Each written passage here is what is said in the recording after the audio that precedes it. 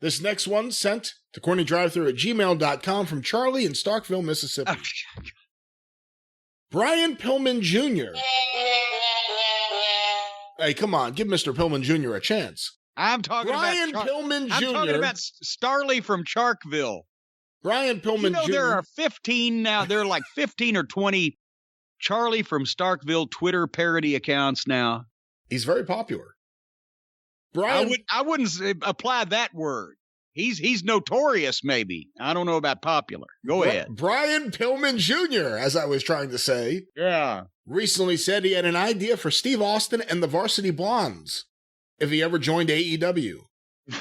Pillman said, quote, "My ultimate ploy is that he would be our coach, and it would come out of the curtain in a tracksuit and whistle, and if we didn't hit the ropes right, he's like, drop and give me 50. He's on us. He's a total football coach." What do you think of Brian Pillman Jr.'s idea for Steve Austin in AEW?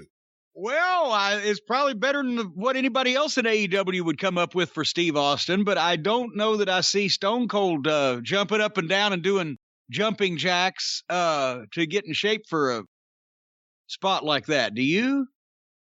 No, and it did wonders for John Tolis. The coach. Yeah, no. And I love Brian, and he's come a long way. I've enjoyed his recent work. As we've mentioned, he's a fine young man, but he doesn't need to be a booker yet. If they got Steve Austin, and why didn't we just preface this by saying Brian Pillman has an idea for Santa Claus? Because he's going to show up about the same time as Steve Austin does in AEW. But if Steve Austin was going to be employed by, working with, appearing on, or in any other way affiliated with the AEW organization, the first thing that they should not do is put him with the Varsity Blondes as a coach. That would be the worst thing you could do with Steve Austin. No. Now, think about who you're talking to, first of all. You're talking to the people at AEW. And think about what kind of territory that takes in. It would be better for him to be the coach of the Varsity Blondes than it would for him to go 15 minutes with Dwarf Dongsucker. Well, he's not having a match. If we're going under the auspices that Steve Austin... Well, he's not. No, wait a minute now. We've completely made this up wholly out of our ass. Completely out of our anal orifice is made up. It is never going to happen. It is an exercise in mental masturbation to begin with.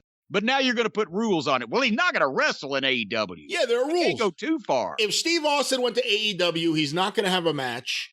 So what would you do with him? And of all the options, one of the worst ones would be a new gimmick, the coach for the Varsity Blondes. A young undercard babyface tag team. Okay, I can still tell you what would be worse. The Cucamonga kids could super kick him. That would be worse. That would be worse. All right. Well, and that's one of the reasons why that you wouldn't bring Steve Austin to AEW unless he could wrestle. Because the price tag of that would be so incredibly high to convince him for some reason that he should burn his bridge with the WWE that owns the entire video library of his career and is still probably going to be paying him healthy residuals until the cows come home, et cetera, to go to announce a YouTube show for AEW or be maybe he could be one guy's manager and Arn could be Cody's manager, and then they could have a manager's match so we could actually have something good. Steve Austin versus Arn Anderson. But then he'd have to wrestle, and he ain't going to wrestle, so no. That wouldn't, and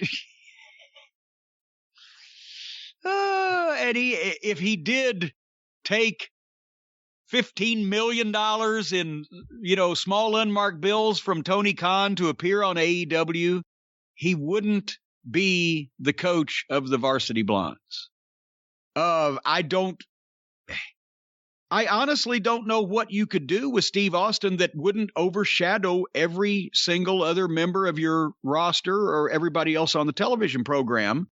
And then you wouldn't be able to fulfill the people's thirst and lust for Steve Austin by having him wrestle if he couldn't wrestle.